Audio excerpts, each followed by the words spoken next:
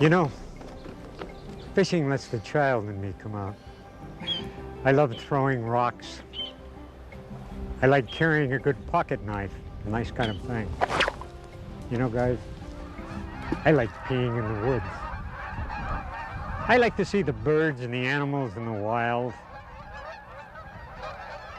I like waters. I like the sight and the sound and the touch of waters. McLean in his River Runs Through It said, I am haunted by waters. Me too. It's a nice kind of thing. You know, every time I go out on a fishing trip, there are some memorable moments. There are some wonderful times that I remember later on. In fly fishing, those moments seem to happen a little more often than other kinds of fishing. I like the casting. I like throwing that line back and forth, and the sweet feel of a good cast is like hitting a baseball just right, or a golf ball. I like that weightless fly floating down to the water. I envy you people that are just beginning, because your moments are even going to be greater. They're going to be wonderful. You know, after the hard disciplines of learning how to fly cast, after you can get the ball in play, your learning is over now, my friends. For the rest of your lives, it's going to be discovery. It's going to be fun.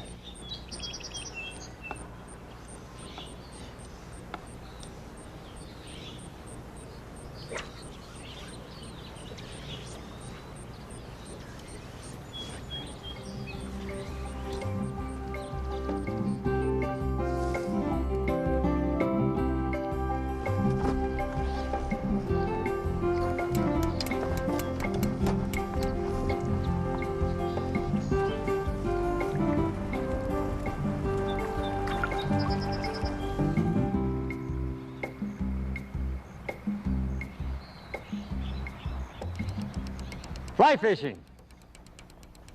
Here's how I think it all began. Once upon a time, a long, long time ago, probably a day like today, with insects all over and trout selectively feeding on these little mayflies, I think a couple of guys were probably standing on a bridge like this and they couldn't catch those fish. One of those guys was our old friend, Joe Schmatkapop.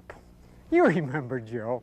Joe is the guy that said, I don't cast so good, but I catch fish. And today, if I can't catch them on worms, they can't be caught. But his friend may have been the first genius in fly fishing. He figured out that he couldn't put those delicate little mayflies on the crude hook, so he put a little piece of wool on the hook, and he reached over and dapped the fly on the water with his line like this, and the fish came up and ate the fly, and fly fishing was born, my friends. And then another genius came along, and I think this fellow figured out that if he put the weight in the line instead of this fly, maybe he could throw the line out a little bit. So he wove horsehair together to make it good and heavy. Had it tapered, of course, to tie the fly on. Now he had a little bit of weight. Now he could use a shorter rod and a longer line, and he could throw the line back and forth because there was a little bit of weight in there. Probably get out 20, 30 feet. And then another genius came along, and he figured out if you could stop the rod and form a little loop in the line as it was going out, like this.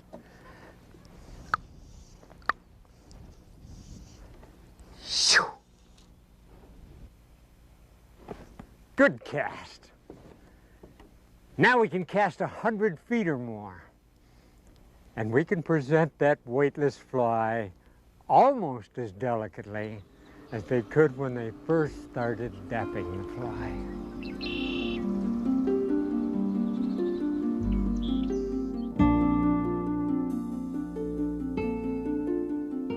Roderick Haig Brown said of fish, it must be the fish themselves that make fishing, the strangeness and beauty of fish, their often visible remoteness, their ease in another world. and the mystery of their movements and their habits and whims.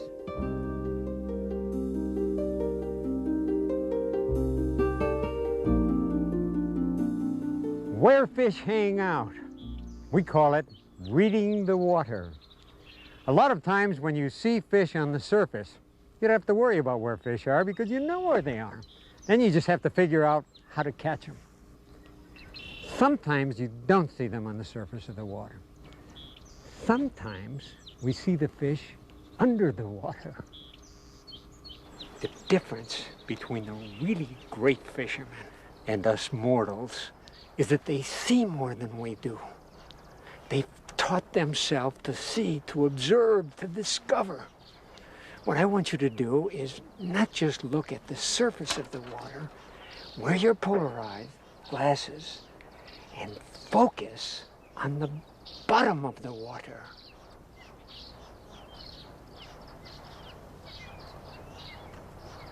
Fish, very simple animals, not very intelligent, unpredictable, and extremely wary. Let's take a closer look at the fish. Notice that the gills in a fish are what take oxygen out of the water and allows them to breathe. Water passes through their mouth and out of their gills, and they breathe comfortably. That's why in moving water, you're always going to find a fish positioning himself into the current, always. How does a fish see? A fish sees a little differently than human beings. Human beings have very good distant vision, but a fish has very, very good close vision.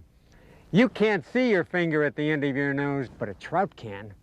They can examine, they can come up and touch that fly with their nose and examine it in minute detail.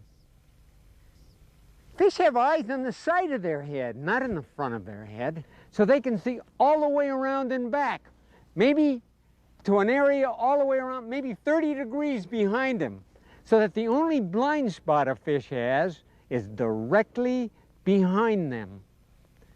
Fish hear very, very well in the water. They've got a set of internal ears that are not too functional, but what they have is something called a lateral line. The lateral line are nerves that come close to the outside of a fish's body and run the entire length of the body. That lateral line picks up vibrations in the water incredibly well. So the truth is that the fish are very, very conscious of sound. That means you have to teach yourself to walk softly. That means that when you're walking along the edge of a river, don't walk right on the edge. Move back just a few feet so that you're not scaring those fish. They're so wary. It also means that hearing tunes the fish into food. You might have a little insect fluttering on the surface of the water. Water carries sound extremely well, and the fish can zero in on that food. Fish really need three things when they're in the water. They need cover from above because they're constantly being preyed upon by birds. They need fairly slow-moving water because it's hard to hold position in fast water. And what they also need is a source of food. When all of those things are present, we call that a good lie. Shallow water is where you're going to find most fish food. Shallow water has more sunlight. More sunlight means more vegetation. More vegetation means more little organisms. Shallow water like this is just full of vegetation and full of food. But it's a bad place for cover. Fish need cover from above. They find it in the shade. They find it in a cut bank like that over there. Underneath that bank, it's almost like a little cave back there. They find it in broken water. They even find it in water depth. You know where you really find fish? You find fish on the edge between cover and food. That's where they kind of hold. They can drop off into the shallow water for food. If danger threatens, down into the cover. I want you to remember one word only from this entire chapter. The word is edges. It's the secret.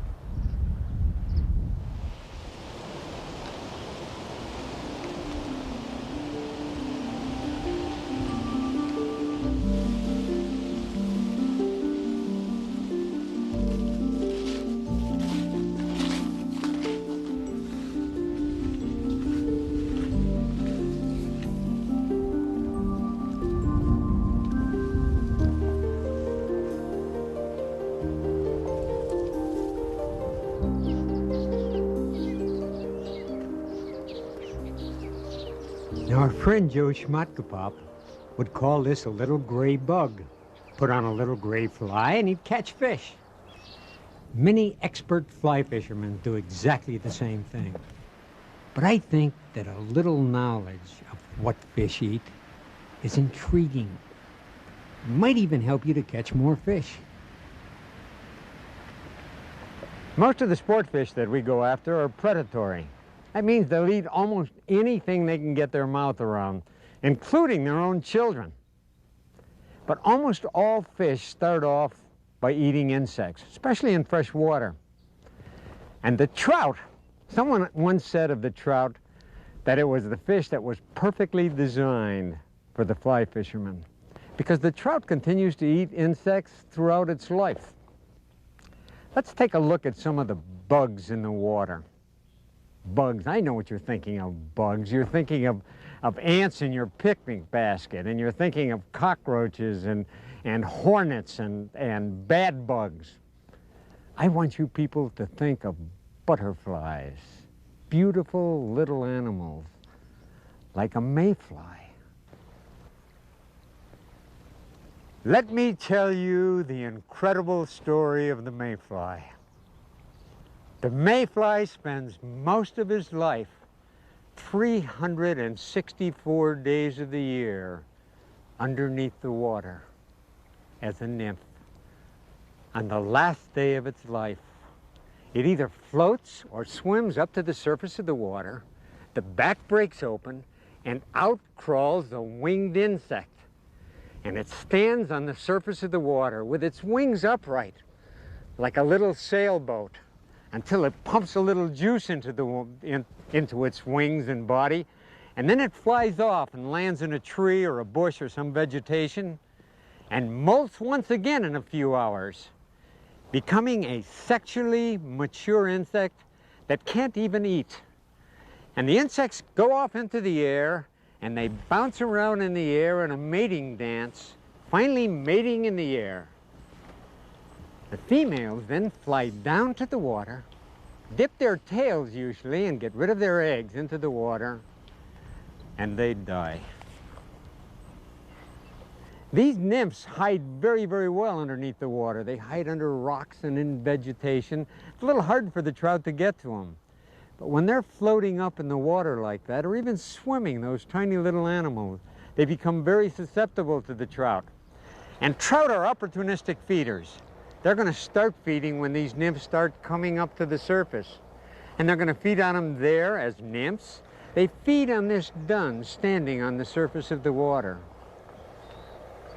When many of these mayflies are emerging at the same time, we call that a hatch. Newly emerged mayflies floating down the river on top of the surface film, and the fish are on them.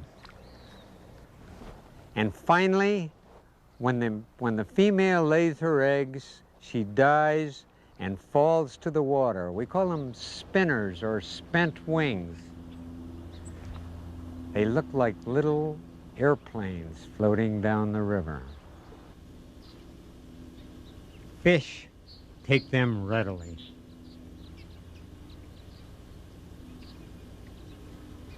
The caddisfly, or the sedge fly, is almost as important a trout food as the mayfly. And you can readily identify these little guys. They've got that pup tent-shaped wings. They're kind of mottled grays or brown. They really look like a little moth. You frequently see these flies fluttering around vegetation or under a tree. Like the mayfly, the caddisfly spends most of its life underneath the water, and they look like little worms. We used to call them periwinkles when we were kids. You could actually use those things for bait. They're little light-colored things with dark heads. Sometimes they build little cases like this. Some are made out of little pieces of vegetation, sometimes tiny stones even. When they're ready to emerge, they seal off the case, transform inside the case, just the way a caterpillar does in its cocoon. When they're ready to come out, when they've been transformed, they chew their way out of the case, swim to the top. They don't fool around. They skitter across the top of the water, and they're gone.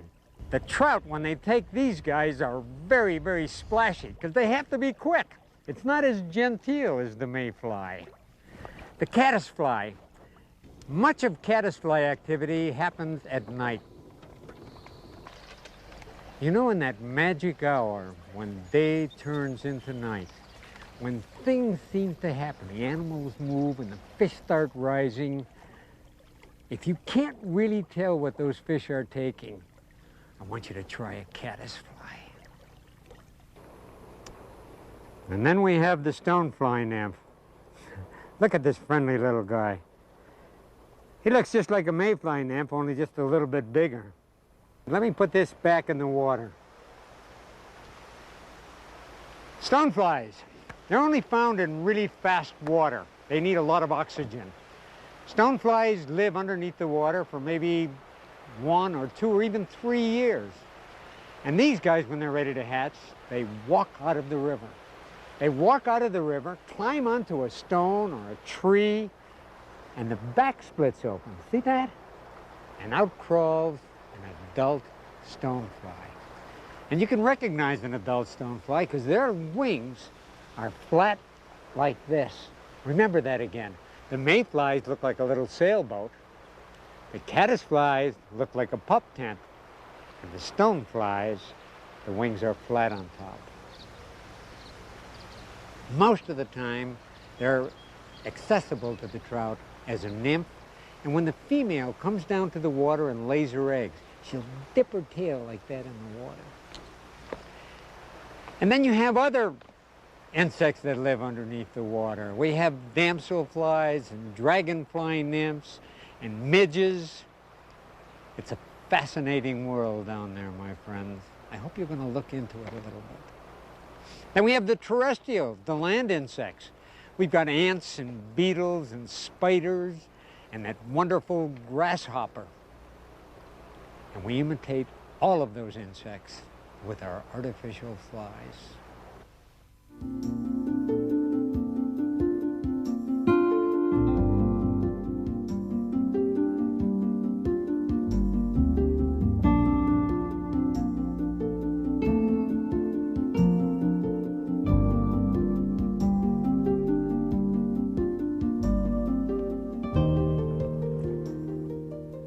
Flies. Flies really are fun things, guys. You know, there's tens of thousands of different flies that are available today. Even God doesn't know the names of all of them. Let me show you a few.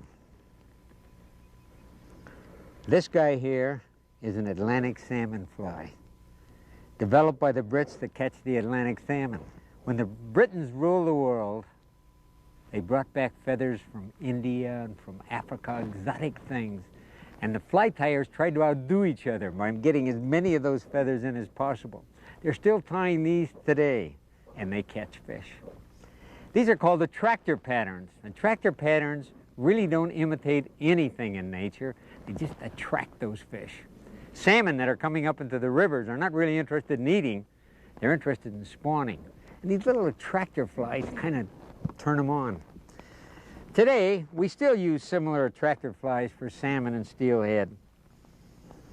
Here's a little beauty. This is a nice, simple one. It's called the lantern. Ed Hankey's fly. Isn't that a beauty? We've got attractor patterns for our trout fishing also. Let me show you one here. This one here is called the royal wolf. It's got green and red and white and brown. It imitates nothing, but it catches fish. You know when I use these bright attractor patterns a lot? When the fish really aren't zeroing in on anything, when I just feel like fishing a dry fly. On bright days, I use bright flies. Dark days, dark flies. It's an old fishing tale, but I think it's a true one. Good fly. We have that royal wolf in a wet fly too, a sinking fly. Look at this guy. This is a royal wolf or a royal coachman streamer fly. This kind of streams back like this, and when you pull this thing through the water, it looks like a little fish moving through the water. Bright, nice attractor pattern.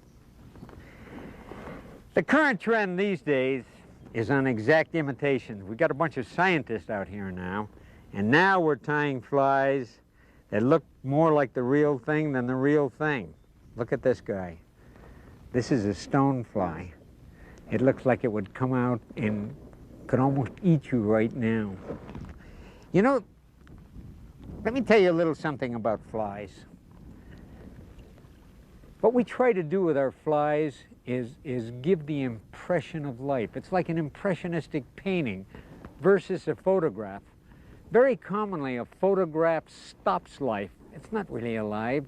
Whereas something vague and a little fuzzy, done by a great artist, looks like it's moving, like it's alive. We frequently take a fly and tie it. These are called hackles. That's a word for a feather. And we wind the feather around the hook. These little brown things here are barbules, and they stick out and they move a little bit. They give the impression of life. Remember that little mayfly trembling along on top of the water? This guy imitates him.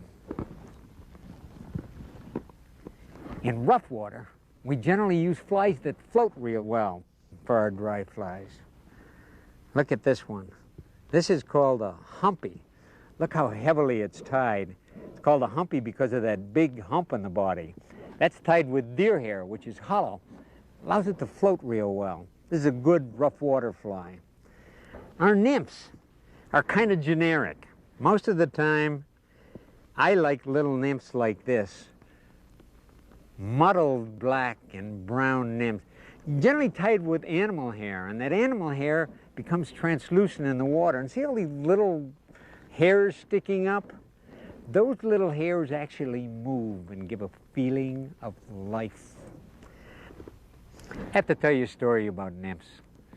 I once took a class in aquatic entomology from a fly fisherman, and he said, you know, this stream bottom is all real dark, rich silt. He said, what color will the nymphs be in the water?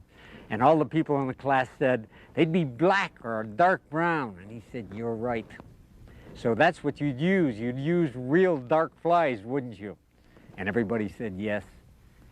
And then he said, do you know why there are no light-colored nymphs there? Because the trout have eaten them all. Sometimes you've got to be a little contrary, too, you know. Streamer flies. Let me show you a couple of streamer flies. Here's a nice little streamer fly. This looks like a little fish. See that? We pull that through the water. Beautiful little streamer fly. And we imitate the little terrestrial. You want to see a little ant?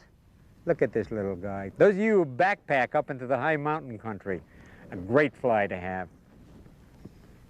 Black bass flies. Some of the black bass flies are great flies. Look at this one. This is called a hair mouse. Really looks like a mouse, doesn't it? And you pull this thing through the water and wonderful things happen there too. Bloop, bloop, bloop, bloop. We'll do a little bass fishing later. Saltwater flies are taking off. Saltwater fly fishing is taking off now. Everybody is fishing salt water. And we've got all kinds of new flies coming up. In the flats, that's knee-deep water. You've got people going out and fishing for bonefish and permit with little flies that look like this, the little shrimp fly. See that? Neat little pattern. We even have flies for the big game fish. Here's a big tarpon fly. This is the kind of fly. Look at the size of that hook. This guy pulled through the water can catch 100-pound plus fish. Flies really are a fun thing, guys. You might even want to try fly tying. It's a simple thing and easy to get into. It's kind of fun to catch a fish on your own fly.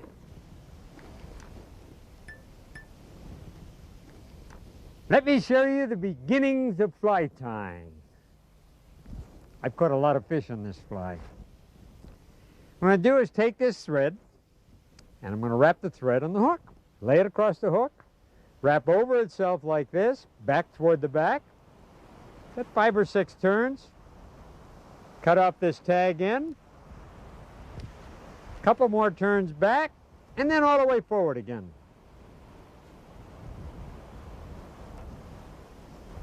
Little hank of hair here. Clean that up a little bit, get the ends straight, like that. Lay these on top of the hook, just past the bend of the hook there.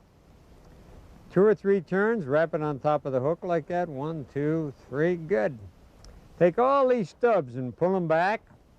A couple of turns in front.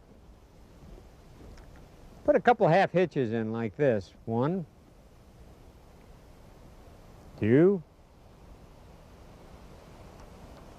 I'm going to put 1 extra, just in case. Now I cut the thread off. Take all these stubs and kind of hold them all together like this. And with 1 cut of the scissors, voila! The fly is done. This fly, appropriately enough, is called the hank of hair. It's a great caddis imitation, and it's a winner.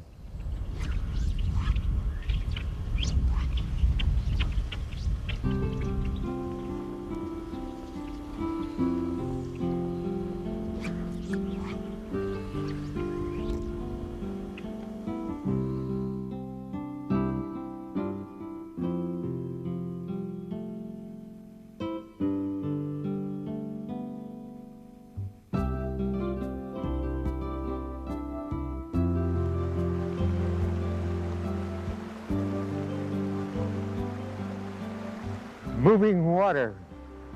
Montgomery, in his great book, The Way of a Trout, said it is the most wonderful of all inanimate things, infinitely attractive to small children, lovers, and fly fishermen.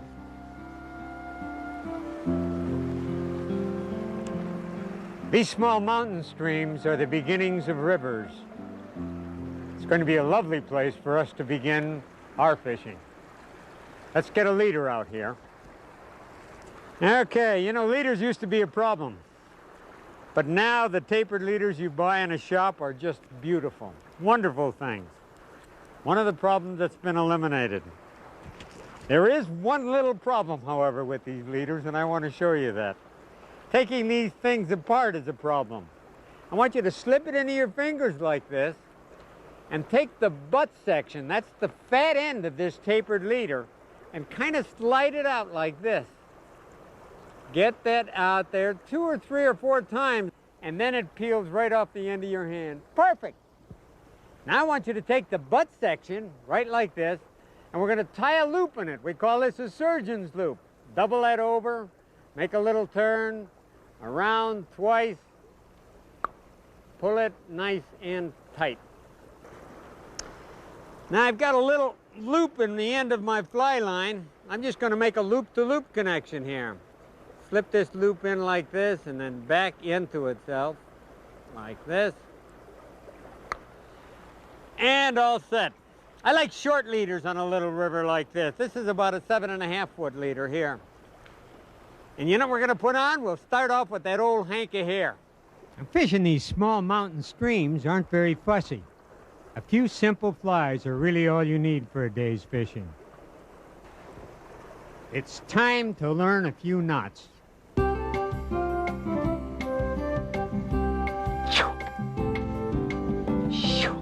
Good loops. You got to stop the tip of the rod to make that loop form. Watch. Now we're going to do some knots. You need a few basic knots in your fly fishing. What I'd like you to do is get yourself a piece of rope or string or anything you've got laying around the house. Let's do these few knots right now. We're going to start off with something called a surgeon's loop. Double over the line like this. So you've got a doubled piece of line. Now make a little loop in there, like so. Go through the loop once. I've got a simple overhand knot like this. Now go through one more time and pull the knot up. Pull all knots up tightly, but don't pull them up quickly. If you pull them up too quickly, it creates heat, especially with monofilament, and weakens the knot.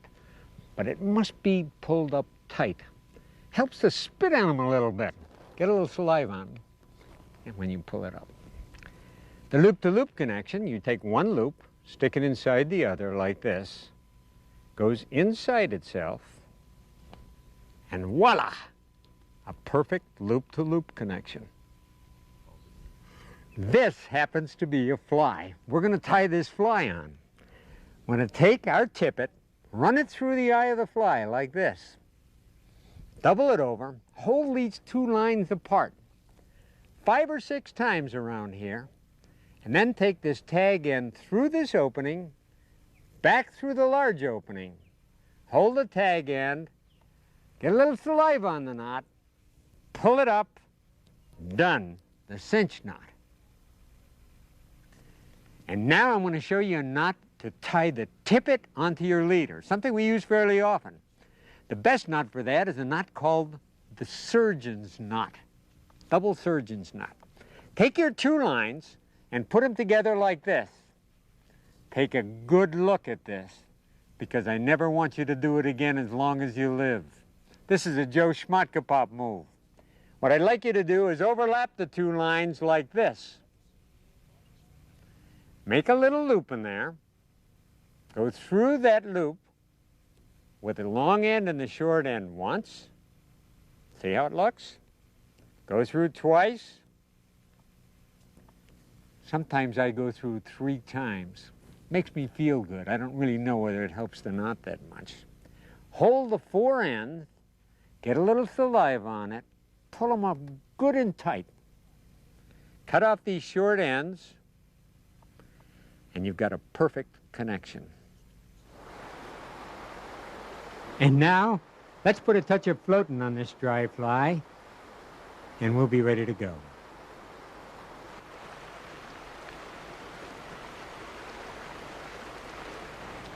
Where are we going to find the fish in this small stream?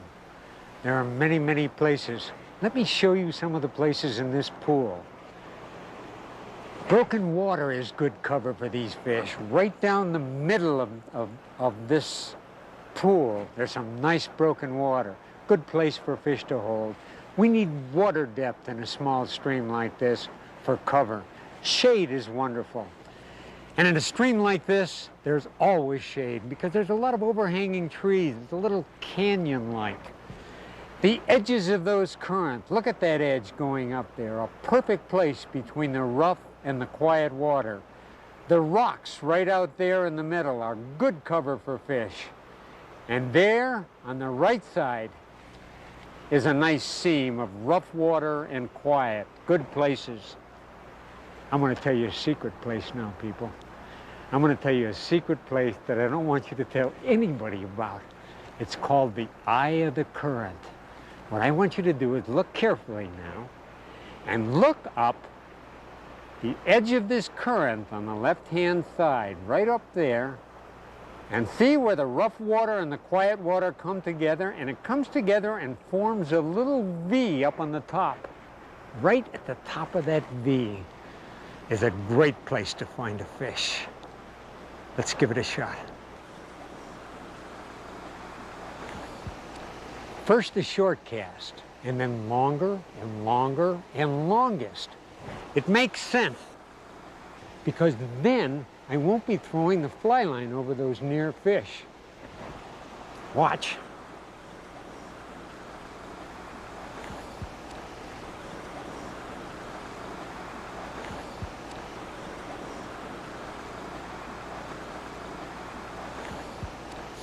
I also cast a little bit different. You'll find me roll casting a lot, where I swing the rod around,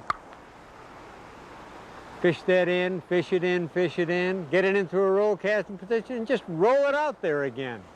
Easy cast to make. A lot of times when I make a backward and forward cast, I don't go whump, whump, and really make a hard cast going back. I just kind of swing it around like this. I just kind of unload on the forward cast only. Swing it around and unload on the forward cast. Swing it around and unload on the forward cast. It's an easy way to cast, and the leader never gets tangled when you do that. Our trophy for today, one perfect little jewel.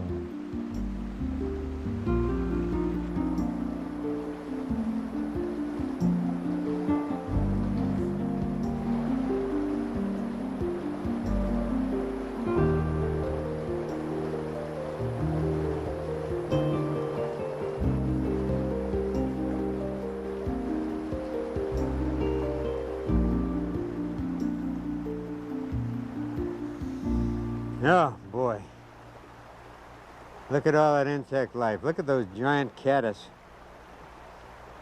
full of food. This river is much richer than our little mountain stream. Rough water. It looks like it'd be too rough out there for any fish. Where are we going to find fish in this rough water? I'm going to tell you where, my friends. Everywhere. Everywhere. All that broken water on top is fantastic cover. And when you see broken water like this, what that means is the bottom is irregular. It's full of these huge rocks. That means the water is moving very slowly along the bottom. The fish can lay down there on the bottom, protected from above by the broken water. And that fast water in this rich river is bringing a lot of food. They lay down there in the bottom in that slow water. When some food comes by, they can just tilt their little pectoral fins, come up like an airplane, bang, grab the food, and back down again. A perfect place for fish. And fish can be anywhere out in that rippled water. A very, very good place to fish. A lot of little nymphs in this water. I think we're going to start off by doing a little nymph fishing. Now our friend Joe Schmatkopop, he would plow his way across this river and fish that far bank over there. Because deep down in his heart, he knows every fish in the river's on the far bank. But we're going to fish close. We're going to start our fishing there.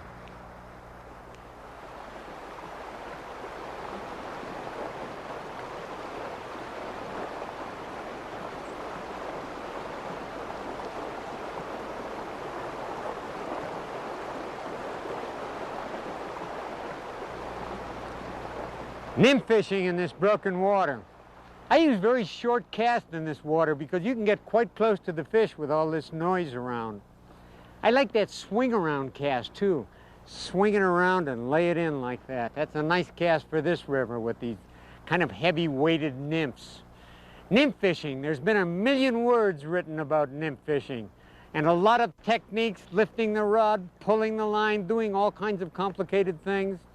The truth is, nymph fishing is a very, very simple thing.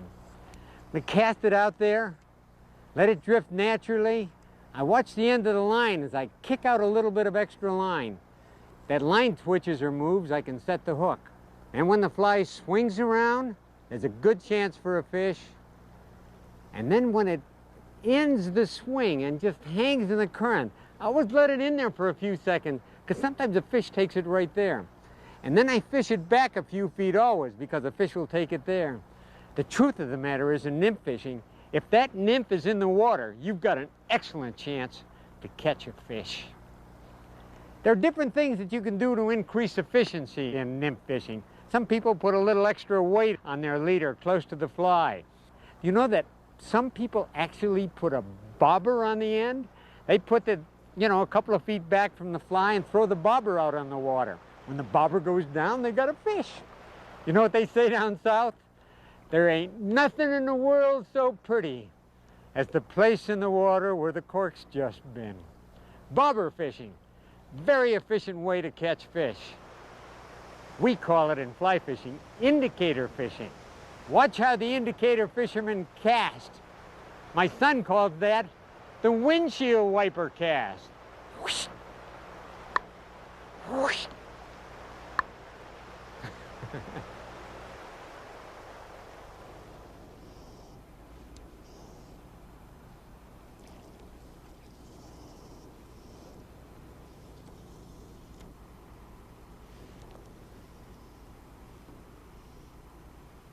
Streamer fly fishing for trout. Great way to catch trout. It's also a great way to catch all of the game fish. Streamer flies, imitations of those little bait fish. Good for bluegills to tarpon.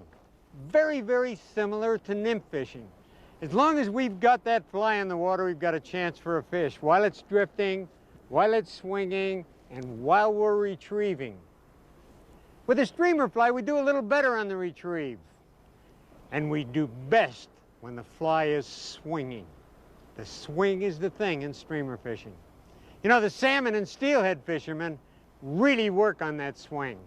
And the great salmon and steelhead fishermen have developed a feel, a sense of how fast that fly needs to be moving to get a strike. Most of the time, it's a little bit slower than you think. Let me show you how you can increase or decrease the speed. If I cast that fly directly across the current like this, what happens is all these intervening currents pick up the line and pull the fly a little faster. I can also increase the speed by pulling line as it's swinging. See that? The way to slow the line down is I can angle my cast downstream a little like this. Let a little line slip out because I want that fly to sink. Let it slip down. Follow with the tip of my rod.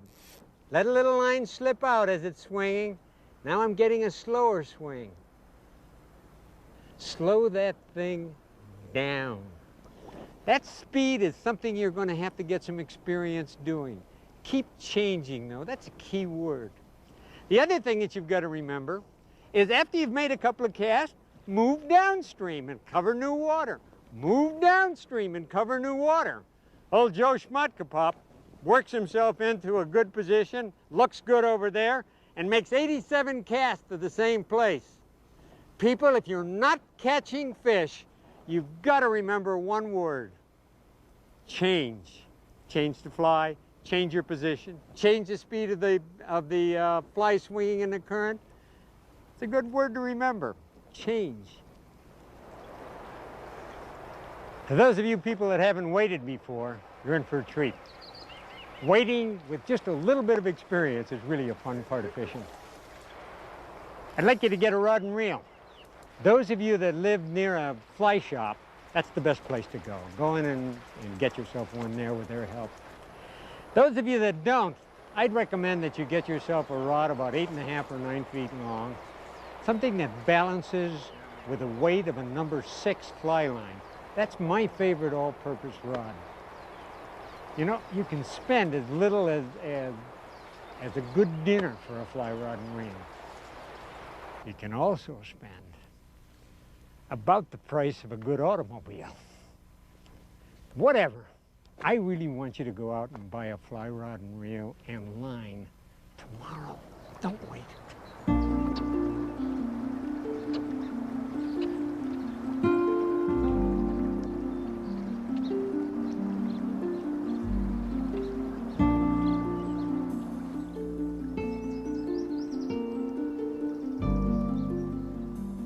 Smooth water, the chess game of trout fishing.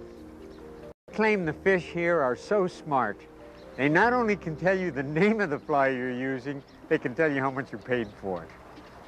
Well, we know they're not that intelligent, but that wariness really becomes selectivity in this quiet water.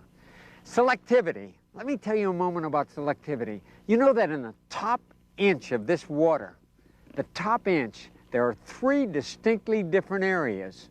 There's on top of the water, an insect can actually stand on top of the water, right underneath the water, and that magic area in between, in the surface film. Now, if the insects, or if the trout are feeding on insects in the surface film, and you put one on top of the surface film, you're out of it. You're out of it. Let me tell you about selectivity in terms of degree of importance. I think water position, where your fly is the first area of importance. I think the size of the imitation is second. Size is very important. Shape probably is third. The shape of a long shape of a caddisfly, or the double body of possibly a little ant in the water. And finally, color. The very, very last thing in degree of selectivity. What are those fish actually eating out there? What kind of a fly should I put on?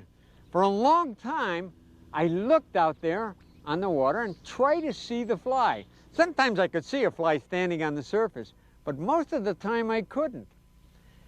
It probably took me a year to understand that instead of looking out there, I should be looking right here. Now I can see the water going by. Look at these little airplanes coming down. Look at those. Chances are this is what those fish are eating out there. One of the secrets of dry fly fishing on smooth water is to extend that leader, to get a good long leader. Because you want to be a fair distance away from that big heavy fly line. And we also want some delicacy on the fly. I'm going to put on some extra tippet.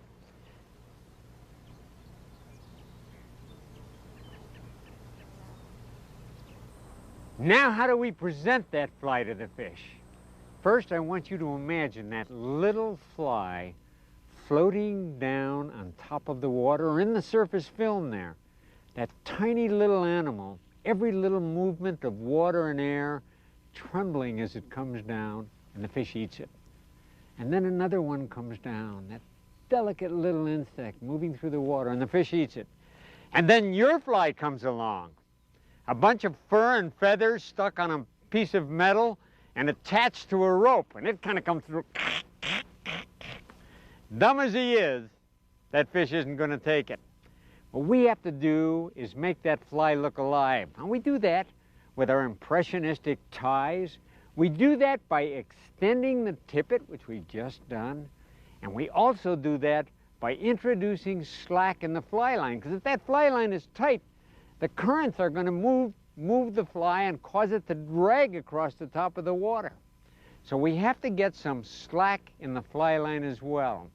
One of the good ways to get slack is a cast that's commonly called a bounce cast or something. I'm just going to cast out over the water, stop the rod, not follow it down. The line bounces back a little. Watch this cast. Let me false cast once or twice to get that fly dry. Now bounce. See the slack I got in the line? Now the fly's floating beautifully. On this even current, that cast would be a good cast. Sometimes when the current is a little more severe than that, what I do is kind of wiggle the end of the rod. They call that all kinds of names, the wiggle cast, the S cast, the serpentine cast. Watch it. This one's kind of fun. I aim it over the top of the water, and while the loop is going out, I go brrrr. I wiggle the end of the rod. See all the slack I got in that? Look at that beautiful drift. Look at that. You know, the problem with that cast is you sometimes pull the fly back when you do that. So I usually have a little extra line here, and when I start wiggling, I let this line slide out. Watch how I do that. A couple of false casts again, and I go boom, brrrr, and see all the line comes up from here, and the fly lands about where I've aimed it. I got all those nice wiggles in the line. Perfect. Wiggle cast is really fun. You know what you can do? You can wiggle it real tight, brrr, almost vibrate the end of the rod. Or you can make great wide movements like this. Ooh. As the line straightens out, the faster currents pull the line ahead of the rod like this, and then the fly starts dragging in the water. And one of the things that we do to prevent that is while there's still slack in the line, we put a little bump upstream like that. That's called mending the line. That absorbs the faster water and keeps the fly moving down at a natural speed ahead of the leader in the line. Perfect. Which brings us to the last and very important presentation cast when you're casting across a current. This is true in any kind of water. It's a cast called a reach cast, and it looks like this. I cast out where I want it to go, and I move the back end over like this. Look at that wonderful upstream mend I've got. And I immediately come back, point the tip of my rod at the fly, and I want to keep that line above the rod. This reach cast is a great cast. I want you to use it for nymphs and streamer flies. Use it for dry flies, obviously, anytime you're casting across the river.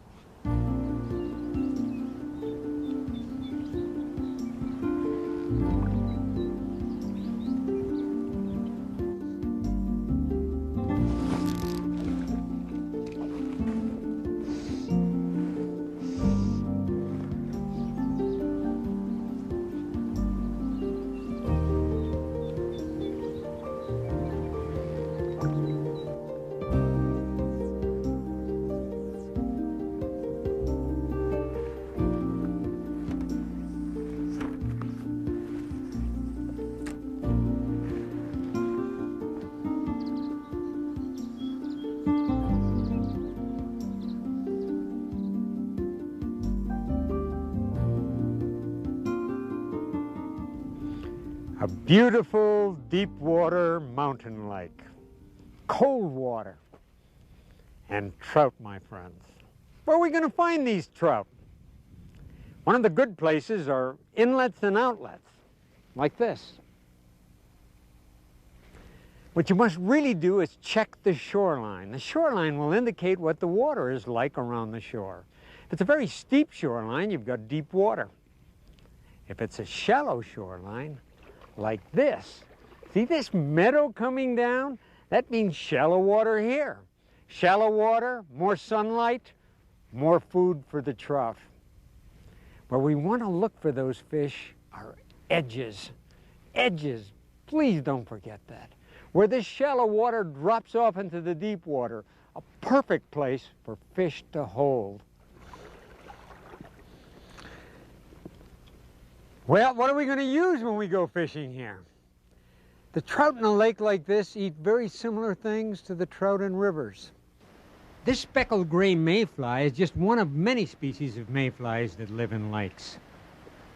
Of course, there are caddisflies, and dragonflies and damselflies are very important in still water, especially the nymphal form.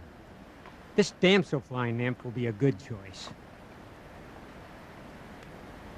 I use real long leaders in lakes with this floating line because I want, when I'm using a floating fly, I want the fly well distanced from the heavy fly line. When I'm using a sinking fly, I want that monofilament to be able to allow that fly to sink well. On the other hand, in lakes, I sometimes use sinking lines. And when you use sinking lines, my inclination is to use very short leaders, really short. 3, 4, 5 feet long, because it works a little better with those. Got to change retrieves every now and then. Sometimes a little slow, sometimes a little faster. And now I want to make a cast along that edge. That is really a great place to make a cast. I'm going to make several casts along that edge, as a matter of fact, because you see, trout in a lake cruise for their food. You know, in a river, they hold position and wait for the food to come to them. So while they're cruising, I might pick one up on the 3rd cast or the 5th cast.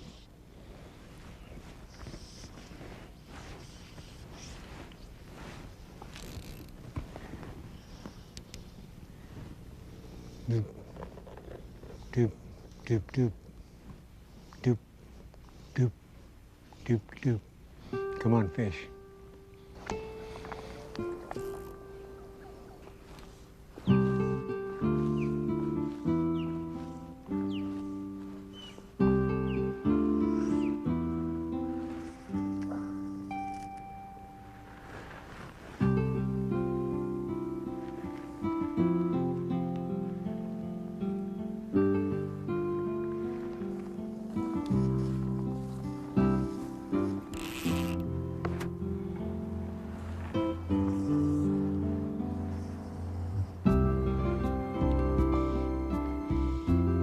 Well, that fellow in the float tube finally caught a fish.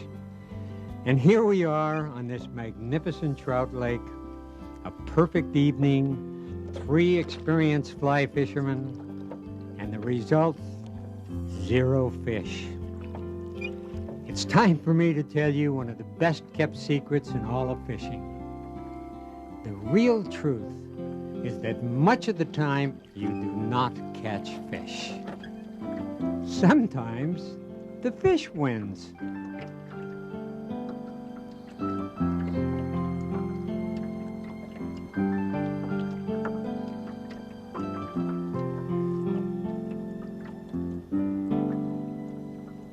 Warm water lakes and ponds. A different kind of fish here. We're talking about pike and bluegill and one of my favorite of all the sport fish, bass. Black bass, largemouth, smallmouth. You know, in Louisiana, they call them green trout, and they're a great fly rod fish. Before we start talking about this warm water, I want to introduce you to a new friend and a new fly fisher, Erica. She's going to help me today, and we're going to fish a little bit together. Bass are found in a little bit different kind of water than trout. Trout tend to cruise around the lake. They like water depth for cover. The black bass, he likes to ambush his food. He'll kind of hide underneath lily pads and vegetation and wait for food to come by, and bang, he'll nail one. And while all sport fish are opportunistic feeders, that is, that they're going to feed when there's available food, bass are a little more moody than others. They're opportunistic too, but bass are a little more. There's some times when they're just going to refuse everything, and times when they're going to almost jump in the boat. They're so aggressive. They're an intriguing and interesting fish. Now, the flies we use for bass are larger. As bass get bigger, they want bigger chunks of food than trout do. They eat mice and frogs, dragonflies, really big things. I'm going to use a little mouse here. And on this kind of fishing, I need a heavier, shorter leader. Something about 6 or 7 feet would be good, and good and stout on the end, because a bass isn't quite as wary as a trout. And we need that heavier leader to cast this big fly. And one of the things that we have to do in bass fishing is to cast our fly very close to cover, because they tend to hang in there real tight. This is kind of target practice. And then the secret of bass fishing is the retrieve.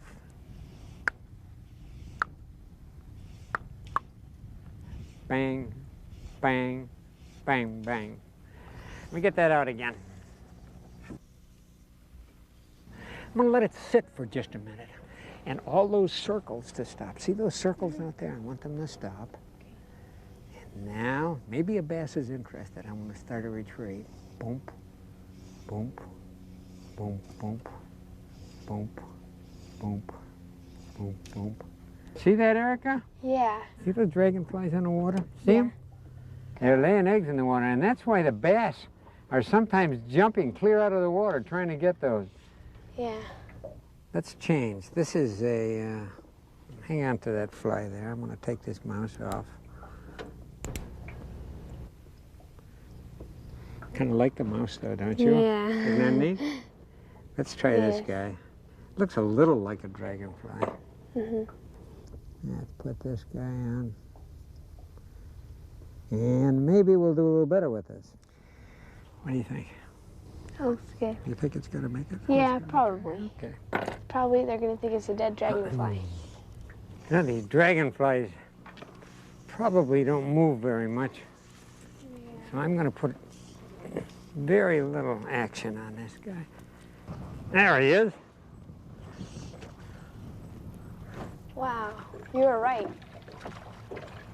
They do like to hang out in there. There we got one. Okay, we broke the ice. Okay, holding him by that lower lip like that doesn't seem to hurt the fish. You can take the hook out like that. Nice little bass, isn't it? Yeah, it is. Okay, little guy, back you go. Okay, time for Erica to do a little fishing. Now we have something called a roll cast. Looks like this. What we just do is we come back, till the line falls behind the rod. Now come forward, just come forward. Flop. Okay. The secret of casting is you gotta go stop, stop, stop, stop, and the line goes out. Do it again. Perfect.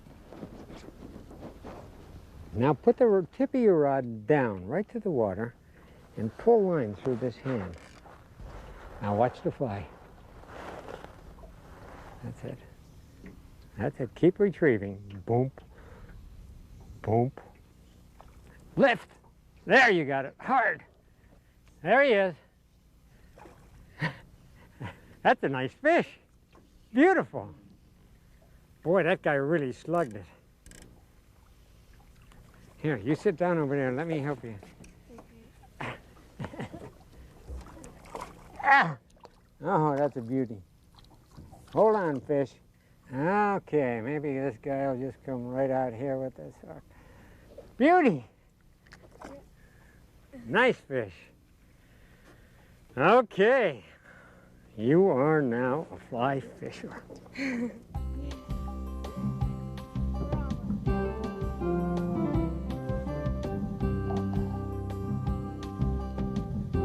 Hi, Mara. Thank you. What you have to do is stop the rod to make the line go out. I go, stop, stop. I want you to watch my hand. Will you watch my hand? Okay, watch my hand. Stop, stop. See how it kind of rolls out? It's the whole secret. You want to try? Yeah. It's a deal. Let's give it a shot. We're going to go stop, stop. And the line goes out.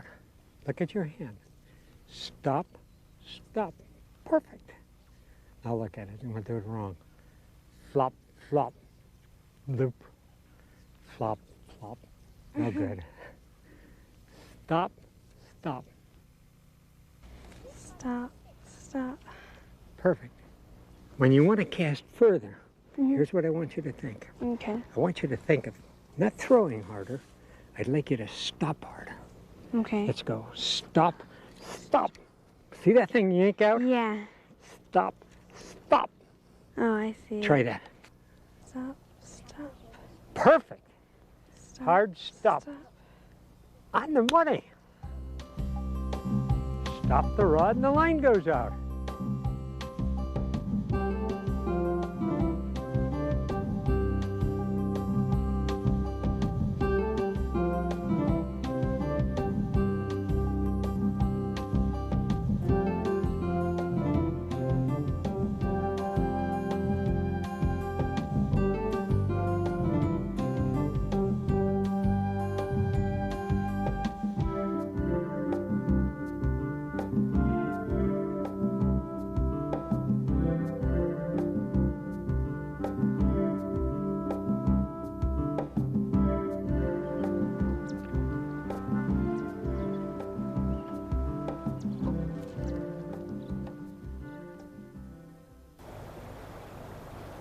Un bello pez. Hermoso. Este es el Query Creek en el Take It Easy Ranch. Y esta es un área de captura y suelta. Quiero hablarles de esto de capturar y soltar un momento. Es un concepto difícil para los que nunca lo han experimentado. Y quiero hablarles de algunas posibilidades de pescar y soltar. Normalmente doy 2 días de seminario donde concluyo el seminario con una película sobre las truchas. En la escena final de la trucha, el viejo pescador toma la trucha y la pone de vuelta en el agua. Y la deja ir y se oye la música y todos empiezan a aplaudir al hacer esto. Un día, un alumno de 11 años dijo, yo no la dejaría ir. Y yo entendí lo que quería decir. Todos se quedaron en silencio un momento y realmente comprendí que la mayoría de los que estaban allí escuchando no habrían soltado al pez. Sospecho que ustedes no habrían soltado el pez tampoco. Hay una gran discusión acerca de matar peces. Jacques Cousteau dice que el deporte de la pesca es una perversión. Y yo algo lo entiendo. Después de todo, estamos haciendo algo que es muy natural al hombre. Salimos, capturamos algo. Eso que capturamos lo matamos y comemos, y esto es lo más natural en el hombre. Soltarlo es como hacer un deporte de algo que es genuino y real. Creo que sí pueden llamarlo perversión. Creo que los que quieren hacerlo así, atrapar y matar, deben hacerlo. Es una buena cosa. De eso se trata la caza y la pesca.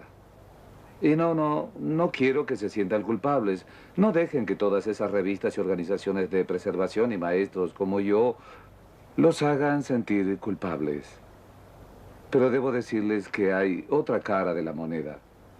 Se trata de los ríos que no tienen peces suficientes para la población que pesca, de modo que no se puede. Como en este río. Hay tanta gente pescando en este río que si guardamos los peces no habría ninguno más para pescar. Creo que tenemos que soltarlos y regularlos. Pero aún más importante es el concepto filosófico de soltar los peces que quiero que consideren. Sé que no es lógico atraparlos y luego devolverlos al agua otra vez. Sé que esto es casi irracional, pero creo que puede ser un acto noble que hace el hombre. Creo que puede ser como la religión. Puede ser un concepto que tiene el hombre que es más de lo que él es. Satisface su gusto al cazar y además devuelve el pez al agua y se siente bien. Solo puedo decirles lo que yo siento. Empecé soltando peces por presión de mis pares, por los reglamentos de los ríos en que pesco. Y así comencé. Era doloroso al principio, pero les diré algo. Prefiero soltarlos ahora. Me hacen sentir mejor. No puedo en realidad dar más razones. Solo les digo que cuando los pongo en el agua y siento como la vida vuelve a él y lo veo moverse, me hace sentir muy bien. Quiero que ustedes prueben. Quiero que prueben de soltar un pez. Y espero que este sentimiento los acompañe.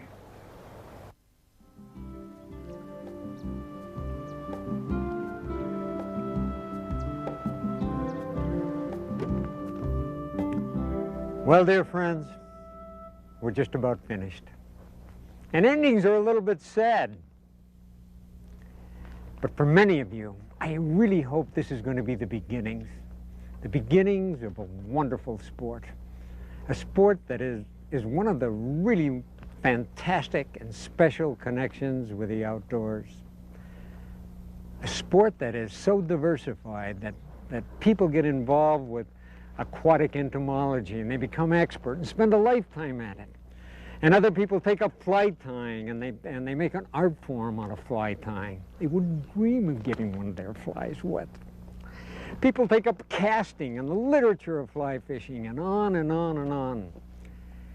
And therein also lies its danger. I don't want you to be intimidated by all of these things. You don't have to go in any of these directions. It can be a simple huck fin experience.